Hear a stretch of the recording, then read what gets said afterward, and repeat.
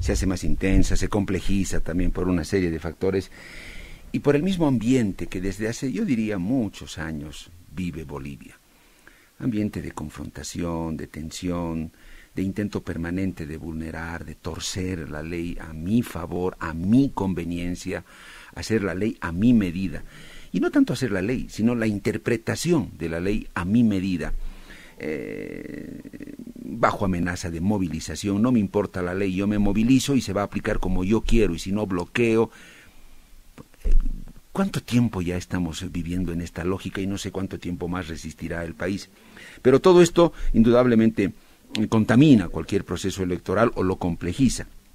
Y en el caso del nuestro, de cara ya a lo que van a ser las elecciones generales, ya a la vuelta de la esquina, 17 de agosto de este año, surgen varios factores, ¿no?, que van a seguramente darle la controversia a estas elecciones. Esperemos que no tan profundas como para perjudicar en esencia el proceso electoral. Una de estas controversias fue que el Tribunal Supremo Electoral determinó la anulación de la personería jurídica de Pambol y del Frente para la Victoria, dos agrupaciones políticas pequeñas, bajo el argumento de que no lograron obtener el mínimo del 3% de votación en la última elección. Estos partidos están en franca protesta, en reclamo, y hay otro detalle también, el hecho de que las organizaciones o los pueblos indígenas, por lo menos para esta elección, no van a poder presentar de forma directa sus candidatos, es decir, sin la intermediación de un partido político o una organización política o ciudadana. Yo le agradezco al vocal del Tribunal Supremo Electoral, Francisco Vargas, por esta comunicación para que podamos intentar comprender las razones de estas controversias. Vocal Vargas, bienvenido, gracias por su tiempo. Vocal, en esta cuestión de Pambol y del Frente para la Victoria, bueno, de los 6 vocales, 4 votaron a favor de que se anule la personería jurídica, se aplique la sanción, y 2 consideraban que no debía irse por ese camino. Esos 2 vocales son usted y Tawichi. Vocal, ¿cómo entendemos la ley? ¿Quién finalmente la interpreta? ¿Es correcta esta anulación de la personería de ambos partidos? ¿O hay algún factor esencial, normativo, muy claro, que les hubiera permitido participar de esta elección? Lo escuchamos, vocal Vargas. Sí, bueno, es importante acá señalar que el Tribunal Supremo Electoral es un ente colegiado.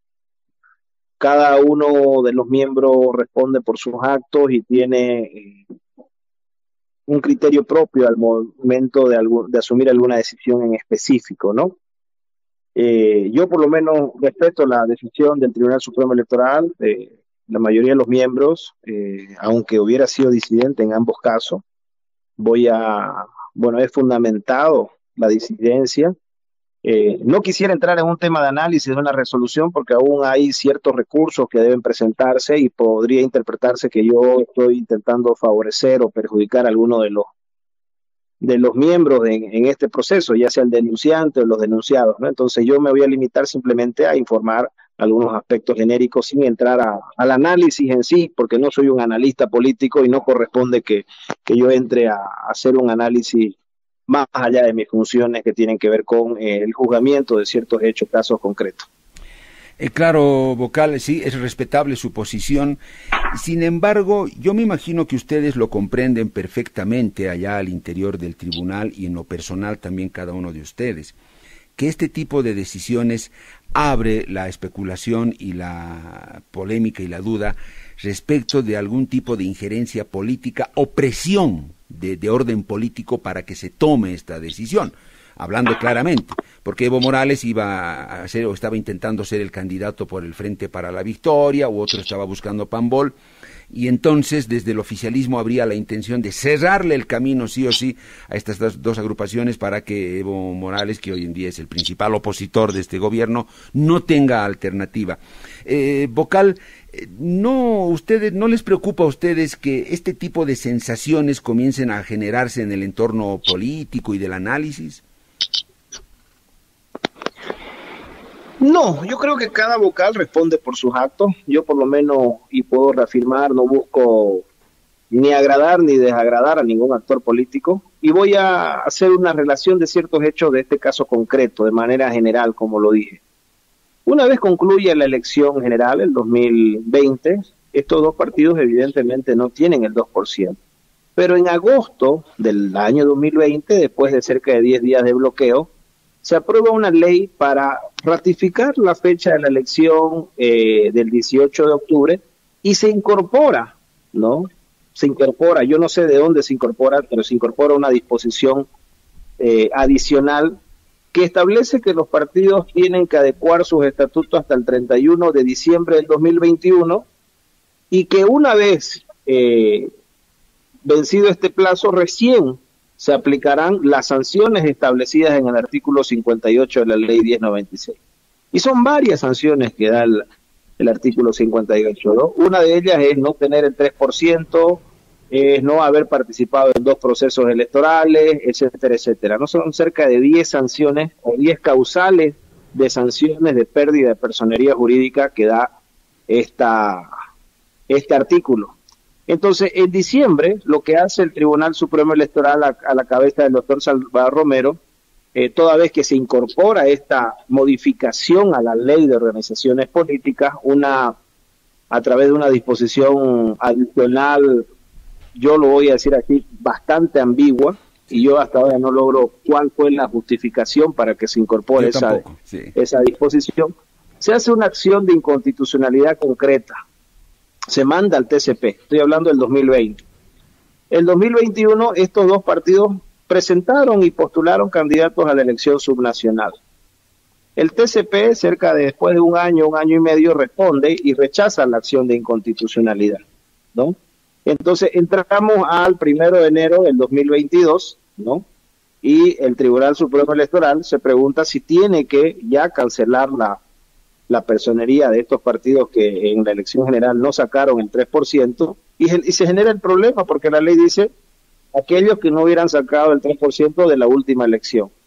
¿Cuál fue la última elección? Si ellos participaron en la elección subnacional. Entonces se pide una serie de informes a la dirección jurídica y se hace un análisis minucioso que dura bastante tiempo. El año 2024, en febrero, se pide un informe a Secretaría de Cámara y Sala Plena decide mantener vigente su personería de estos dos partidos, ¿no? Decide no cancelar y mantener vigente. Entonces, lo que yo he hecho en la decisión que se ha asumido esta semana ha sido ratificar lo que hace un año se había decidido, que se mantenga vigente esta personería porque estos partidos pues habrían participado en la elección subnacional e inclusive en algunos casos, en algunos municipios, han sacado más del 3%, ¿no? Entonces, yo me he ratificado en una decisión que asumí el año pasado, sin ver el contexto actual, si se beneficia o se perjudica a uno o a otro actor político, ¿no? Porque uno creo que debe emitir su voto debidamente razonado y fundamentado y con la convicción de lo que considera que es justo en cuanto al derecho. Vocal, coincido con usted, no se entiende esa normativa del 2020, me parece, en la que se hace una adicional, una especie de adenda a la ley de partidos políticos para decir que no se aplicará ninguna sanción mientras no adecúen sus estatutos internos los partidos. Vocal, no hay ninguna razón ni explicación para saber qué llevó a poner esa especie de complementación, adecuación de qué tiene que ver la adecuación de sus estatutos a aplicar una sanción que está muy clara. No obtuviste el 3% de la votación, qué pena, listo, se aplica la norma y se acabó la historia. No hay argumentación ni justificación en la misma normativa ni en antecedentes para entender eso, Vocal. Hay que entender el contexto, ¿no? Nosotros vivíamos un escenario de bloqueos de caminos por parte de ciertos sectores sociales por la definición de la fecha, la desconfianza que se generó en torno a la definición de la fecha para la elección, que en primera instancia tenía que ser en mayo, la pandemia hace que se modifique para junio, julio, después había una posibilidad de septiembre y al final se define el 18 de octubre, entonces se aprueba en ese mismo proyecto de ley la ratificación de la fecha, pero se incorpora esta disposición adicional que no estaba inicialmente en el proyecto que envió el Tribunal Supremo Electoral y que fue, según entiendo y recuerdo, producto de un acuerdo político que se vivió en la Asamblea en ese momento entre diferentes sectores, porque el país estaba tensionado, si ustedes recuerdan, en agosto del 2020, sobre la realización de las elecciones, la definición de la fecha. Entonces, es algo que seguramente deberán entender, explicar quienes estuvieron en las diferentes mesas de negociación, los parlamentarios de ese entonces, porque si no hubiera habido esta disposición, el Tribunal Supremo Electoral hubiera cancelado inmediatamente pasadas las elecciones 2020 esta personalidad jurídica, ¿no? Inmediatamente tendría que haber aplicado lo que estaba en la ley vigente. Entonces se incorpora esta ley, esta disposición transitoria que no estaba en el proyecto de ley que había mandado el Tribunal Supremo Electoral y que el único objetivo era ratificar la fecha para el 18 de octubre del 2020. Vocal, ¿y esta normativa actualmente podríamos decir que sigue vigente? ¿Perdón? ¿Esta normativa en la actualidad sigue vigente? Claro, esa ley ha modificado la ley de organizaciones políticas, ¿no? Es una ley que ha modificado la ley de organizaciones políticas. Entonces ha ampliado el plazo para adecuación de estatuto y ha establecido que las sanciones se apliquen una vez vencido este plazo, ¿no? Entonces, razón por ello fue que se hizo una acción de inconstitucionalidad que fue presentada en diciembre del 2020 al Tribunal Constitucional, ¿no? Una acción de inconstitucionalidad contra esa norma complementaria. Contra esa norma, ¿no? El Tribunal Constitucional respondió que no correspondía, que no se había fundamentado lo suficiente la acción de inconstitucionalidad y que correspondería que el tribunal haga un control de legalidad, ¿no? Que interprete la ley, ¿no? Entonces se rechazó dicho recurso, pero ya se rechazó cuando estas organizaciones habían participado en la elección 2021 del proceso subnacional. Claro, y en base a todo eso es que el Tribunal Electoral Vocal emite evidentemente una resolución ratificando que estos partidos no van a ser sancionados y no van a perder su personería jurídica. Con todo ese contexto, esa resolución existe, es real, se tomó esa decisión en su momento, ¿no? Claro, es así. Esa fue una decisión que se ha asumido el año pasado, en 2024, en febrero del 2024. Claro, y es lo que muestra Ruth Nina, ¿no? Ella, la señora de Pamboli, dice, ahora resulta que de la noche a la mañana nos dicen que no, y que, bueno, Vocal, esa no es una muy buena señal, que sin mayor argumentación se diga, no, ahora blanco, no, mañana negro. ¿Por qué? Porque sí, y se acabó, no sé. Bueno, eso seguramente ustedes ya en las salas plenas lo discuten, lo debaten, pero no es precisamente la mejor señal que uno quisiera recibir, Vocal. ¿Qué instancia queda ahora? ¿Esto podría llegar nuevamente al Tribunal Constitucional o se puede agotar una vía todavía ante el Tribunal Electoral de reclamo de estas organizaciones políticas? En el ámbito electoral, la ley reconoce el recurso extraordinario de revisión como el último recurso que existe en materia electoral, ¿no? Eso, ¿qué plazos podría tener? ¿Es expedito, es rápido, Vocal? Está definido en la ley, ¿no? El plazo, seguramente las organizaciones políticas tienen que definir y cumplir el plazo, ¿no? Yo no quisiera asumir el rol de asesor de estas organizaciones políticas, quiero que me entiendan, que una cosa es la información que uno puede dar ciudadana y otra cosa es las acciones que deben asumir cada una de las partes en el proceso.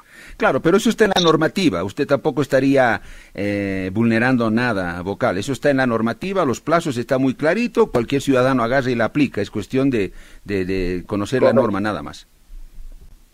Así es, correcto, está definido en la ley del régimen electoral el plazo que ellos tienen para interponer los recursos y hay un plazo también para que el Tribunal Supremo Electoral se pronuncie sobre estos recursos. Sin embargo, apelando siempre a su conocimiento jurídico, otra vez se vuelve a abrir la posibilidad de llegar a un amparo, un recurso de este tipo ante el Tribunal Constitucional. ¿Es una puerta siempre abierta o ya no? Todos Todos los temas que tengan que ver con derechos políticos, que son derechos humanos, pues pueden ser recurridos a la vía constitucional a través de diferentes acciones de defensa, ¿no? Está el amparo constitucional, las acciones de cumplimiento y otras acciones que puedan interponer quienes consideren que se ha vulnerado su derecho y puedan acudir a la instancia constitucional que está reconocida en la Constitución y en el mismo Código de Procedimiento Constitucional. El tribunal, por supuesto, que puede revertir esta su decisión. No es algo que esté escrito en piedra. No sé si producto de un nuevo análisis en sala plena. Eso tampoco sería algo extraño. Existen ciertas causales y ciertos preceptos que deben cumplirse para la admisión de un recurso extraordinario de revisión, ¿no? Entonces, seguramente Sala Plena analizará si existiera algún tipo de recurso y asumirá pues la decisión que corresponda. Vocal, los pueblos indígenas, creo que todos vamos a coincidir en la defensa de sus derechos, de su inclusión en el Estado. Y lo propio, ¿no? El tribunal decidió que por esta vez no pueden presentar directamente sus candidatos, aunque usted y Tahuichi consideraban que sí podían hacerlo. Vocal, esto es algo muy complejo. ¿Estaban realmente dadas las condiciones como para que ellos se presenten directamente para esta elección general? ¿O es que previamente hace falta una normativa mucho más clara, que ponga ciertos límites, reglas más definidas, Vocal? Yo creo que hace falta que los pueblos indígenas asuman el ejercicio pleno de sus derechos, ¿no? Y la defensa de sus derechos, no en un momento electoral o un momento preelectoral, sino de manera constante, ¿no? Si bien la Constitución ha dado un gran avance en cuanto a reconocimiento de derechos de los pueblos indígenas, hay ciertas leyes que en definitiva limitan este ejercicio. Sin embargo, los pueblos indígenas tienen los instrumentos para hacer prevalecer este reconocimiento, pero no lo han hecho, ¿no? El tema de la participación de los pueblos indígenas y de su reconocimiento en procesos electorales es algo que está en la Constitución, limitado evidentemente por la ley de organizaciones políticas. Sin embargo, esto debió haber sido accionado con mucho tiempo de anticipación al proceso electoral, ¿no? Recordemos que los pueblos indígenas tienen 7 escaños especiales con 7 representantes, y yo me pregunto que ninguno de estos representantes ha hecho ninguna acción abstracta, por ejemplo, para demandar, o ni siquiera hay un proyecto de ley para modificar la ley de organizaciones políticas. Entonces, estos temas surgen cuando ya estamos en proceso electoral, en calendario electoral, con demandas evidentemente legítimas, pero que no han sido resueltas en su momento, ¿no? Entonces el proceso electoral tiene que avanzar, tiene que continuar, tiene que llevarse adelante y no puede paralizarse por alguna acción legal, digamos, que fuera presentada extemporáneamente, ¿no? Entonces, esperamos que estos recursos, estas acciones se puedan resolver para el futuro, ¿no? Y en definitiva, ¿no? La clase política también tiene que analizar la pertinencia, ¿no?, de hacer una modificación o una nueva ley, inclusive de organizaciones políticas, acorde a la realidad actual en que se vive en el país. Muy cortito, Vocal, para cerrar el anterior tema, cuando usted decía, de pronto sí, haría falta mejorar la ley de organizaciones políticas a propósito de los pueblos indígenas, porque uno se pregunta, claro, Vocal, si los pueblos indígenas pueden presentar a sus candidatos presidenciales directamente, no sé cuántos tendríamos, de pronto la papeleta se extiende y son muchísimos. Los Huenayec, por ejemplo, decidirían presentar a su candidato a la presidencia, tendrían que presentar a candidatos a diputados, senadores para La Paz, para Tarija o para Oruro, no lo sé. Son preguntas que en lo legal requieren ser normadas y ordenadas, ¿no? Sí, los pueblos indígenas podrían participar, pero a través de sus organizaciones nacionales, ¿no? Al ser una elección de alcance nacional, tendrían que consolidarse y constituirse a través de sus organizaciones de pueblos indígenas a nivel nacional, que no son muchas las que existen. Por ejemplo, en el caso de Tierras Bajas está la Confederación de Pueblos Indígenas de Bolivia, y en caso de Tierras Altas hay otras organizaciones también que los representan, ¿no? Esto tendría que estar sujeto a una reglamentación específica, ¿no? Sí, sí, sí. Vea, pero bueno, se me suelta la lengua vocal y yo digo y pienso, y ya sabemos cómo son las disputas, si esta organización no toma en cuenta algún pueblo indígena o siente que ha vulnerado sus derechos, van a pretender ir solos porque la Constitución los ampara. Bueno, ya, es que es nuestro país vocal y no sé cuán estricta y clara tendría que ser la normativa en ese sentido. A veces pienso que democráticamente nos falta todavía mucho trecho para la maduración de este sistema político y entender que hay reglas. Vocal, ¿cuál es, qué va a pasar con esta denuncia sobre una supuesta difusión anticipada, fuera de norma de encuestas que habría hecho, entiendo que el señor Morales me parece, o que lo pudiera hacer cualquier otro? Hay fechas claras, muy nítidas, Vocal, que nos dicen desde cuándo se pueden emitir encuestas o hasta cuándo se pueden emitir las encuestas. Sí, tanto las encuestas pueden ser difundidas hasta una semana antes de la elección y la propaganda electoral hasta 72 horas antes, ¿no? Eso está claramente definido. O sea, un domingo antes se difunden las últimas encuestas, ya no pueden haber encuestas la última semana. Y propaganda electoral 72 horas antes, ¿no? En cuanto a la difusión de encuestas y de propaganda electoral, está definido en el calendario electoral. Sobre el caso concreto, el CIBDE, que es el Servicio Intercultural de Fortalecimiento, de acuerdo a la ley del régimen electoral, tiene la tarea de monitorear la propaganda electoral, monitorear la difusión de encuestas. Entonces, seguramente el CIBDE elaborará un informe sobre el caso que mencionan y recomendará su decisión si es que se va a remitir al juez electoral o al Tribunal Electoral Departamental, en el caso de que fuera la difusión en un medio de alcance departamental o en una determinada jurisdicción, ¿no? Eso seguramente el CIBDE hará el informe pertinente y se va a remitir a la instancia que corresponde, siempre garantizando el debido proceso, el derecho a la defensa, que son preceptos constitucionales que deben garantizarse, ¿no? Vocal, pero si hablamos de fechas concretas, en este momento, por ejemplo, hoy un candidato, un partido, no puede difundir una encuesta. ¿Desde cuándo lo pueden hacer? Es que en este momento no hay candidatos, ¿no? O sea, en este momento tenemos que entender que hay ciudadanos que aspiran a ser candidatos, son precandidatos, son personas que desean ser candidatos, ¿no?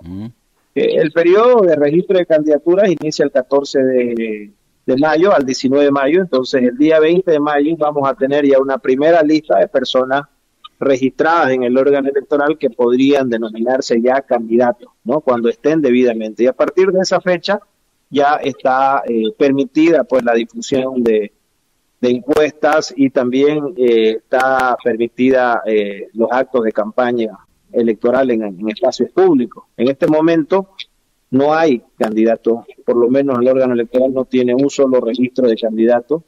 Esto se abre el 14 de mayo, se cierra el sistema el 19 de mayo y al día siguiente ya habrían candidatos registrados en el órgano electoral. Si un precandidato en este momento, no sé, a través de Herbol u otro medio difunde unas encuestas, ¿no hay ningún problema? Eso lo analizará el CIBDE, eso no puedo afirmarlo en este momento.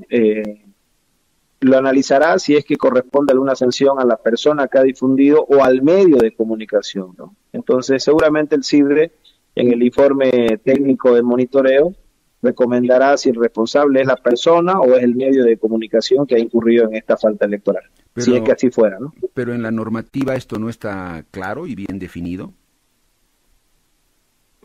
Está, pero son casos concretos, ¿no? Que corresponde que el CIBDE lo analice, ¿no? No siempre la sanción va a la persona, sino también puede ser sancionado el medio de comunicación que ha incurrido en una falta electoral o en una difusión de un estudio de opinión, ¿no? En materia electoral que no precisamente sea una encuesta, ¿no? Vocal, el TREP plenamente garantizado, en agosto vamos a tener el TREP, lo va a hacer, entiendo que el propio Tribunal Electoral, en eso no hay duda, está ya todo, diríamos, ultimado, o falta algún aspecto que les preocupe. El Tribunal Supremo Electoral tiene toda la voluntad y el compromiso de tener un TREP confiable, un TREP que genere resultados preliminares. Sin embargo, hay muchos factores que inciden en este sistema, ¿no? Nosotros, por ejemplo, si vamos a aplicar un TREP, dependemos del Internet y de las conexiones de Internet, ¿no? Entonces, siempre y cuando exista buena conexión de Internet, pues se va a garantizar un buen TREP, ¿no? Sin embargo, vamos a hacer dos simulacros previstos, el primero en el mes de junio y el segundo en el mes de julio, para poder asumir una definición de los alcances del TREP y de la cobertura que se va a utilizar para esta transmisión de resultados preliminares. Pero tenemos que entender, y es bueno mencionarlo, que el TREP tiene que ser una contribución, un apoyo a este sistema de cómputo oficial que está reconocido, que está regulado en la ley del régimen electoral y es el que define los ganadores o las ganadoras de un proceso electoral. En el cómputo oficial se publica la totalidad de las actas, se lo hace de manera abierta y pública sobre las actas físicas que llegan a los centros de cómputo departamentales. Entonces el TREP tiene que ser una contribución a ese trabajo que se va a realizar y no puede entenderse como un cómputo paralelo. Nuestro sistema electoral define que los cómputos departamentales oficiales están definidos en la ley y son los que declaran los resultados oficiales de un proceso electoral. Vocal, claro, pero no puede ocurrir que el TREP diga 10 y resulta que el cómputo diga 1. Ese es el lío en el que nos hemos metido en Bolivia, ¿no? Siempre hay un margen de error, ¿no? El resultado oficial es el resultado del cómputo que se hace sobre la base de las actas físicas en acto público y que está definido en la ley del régimen electoral, en el que se publican, se juzgan cada una de las actas electorales y se las difunde en el portal web. El TREP es un sistema de información rápida, de resultados preliminares que se da el mismo día de la elección. Pero el margen, me refiero, Vocal, al margen. Me imagino que los márgenes no tienen que ser abismales, que el TREP, por muy rápido que sea, nos diga un margen de, no sé, de triunfo de un determinado candidato, ¿no? Y que el cómputo luego nos diga una cifra abismal, no. Totalmente, pero siempre hay un margen de error, ¿no? O sea, el cómputo oficial es el que proclama los resultados de un proceso electoral. ¿Ese margen cuál es? Es algo que se va a definir la cobertura, y se va a aprobar en los próximos días el reglamento del TREP y se lo va a socializar con los actores políticos, ¿no? Se tiene pendiente la aprobación de un proyecto del TREP y el reglamento del TREP. Hemos encomendado este trabajo a 3 direcciones nacionales del Tribunal Supremo Electoral, como son la Dirección Nacional del CERESI, la Dirección Nacional de Tecnologías, de la Información y Comunicación y la Dirección Nacional de Procesos Electorales. Vocal, pero usted ha dicho algo muy importante y tómenlo en cuenta cuando se reúnan en la sala plena. Tienen que estar dadas las condiciones. Porque si ese día falla algo, no sé, se vuelve a apagar el TREP y se vuelve a encender, y si el Internet va a generar nuevamente todo un revuelo muy delicado, ¿no, Vocal? Sí, por eso es importante la confianza de la ciudadanía en la autoridad electoral, ¿no? La confianza de que existe total buena fe en quienes administramos este proceso electoral y que no perseguimos ningún interés que no sea garantizar la voluntad del ciudadano, ¿no? Entonces, es muy importante hablarle de manera transparente a los ciudadanos, mantener los vehículos o los vínculos de comunicación permanente a objeto de que no se vaya a distorsionar la información, porque muchos aspectos que pueden generar ciertas movilizaciones se da por la desinformación, y esto no solo pasa en Bolivia, ha pasado en Estados Unidos, donde ciudadanos han ido a tomar el Capitolio precisamente porque no estaban de acuerdo con los resultados y han denunciado fraude electoral. Entonces Bolivia no está al margen de eso. Sin embargo, es importante ratificar el compromiso de que queremos hacer las cosas bien, queremos que se respete el resultado del pueblo boliviano que se expresa en las urnas. No hay otro fin que perseguimos quienes estamos momentáneamente en el Tribunal Supremo Electoral. Vocal, el reglamento para el TREP está en preparación. En este momento esa es la situación. Sí, es un proceso, ¿no? Y tiene que ser de manera participativa, como lo hemos comprometido con los actores políticos. Hay una primera fase que esperamos ejecutar en el mes de junio, un primer simulacro sobre la base de la totalidad de las mesas electorales. Esperamos que para este primer trabajo podamos tener el acompañamiento de CAPEL, que es la Secretaría Técnica de Uniones, que esperamos pueda desplazar un equipo de profesionales técnicos que puedan hacer una verificación, una auditoría a nuestro PREP y luego una segunda fase de prueba con los delegados de los partidos políticos para que ellos puedan verificar cómo será el funcionamiento de este sistema de transmisión de resultados preliminares. Vocal, muy cortito ya para cerrar, 1 minuto y medio que me queda. El voto en el exterior totalmente garantizado para todos los países. Desde Panamá, por ejemplo, escriben una carta los residentes y dicen acá en Panamá vamos a votar o no, o de qué va a depender, Vocal. Sí, esperamos que todos los países nos abran las puertas para poder garantizar el voto en el exterior.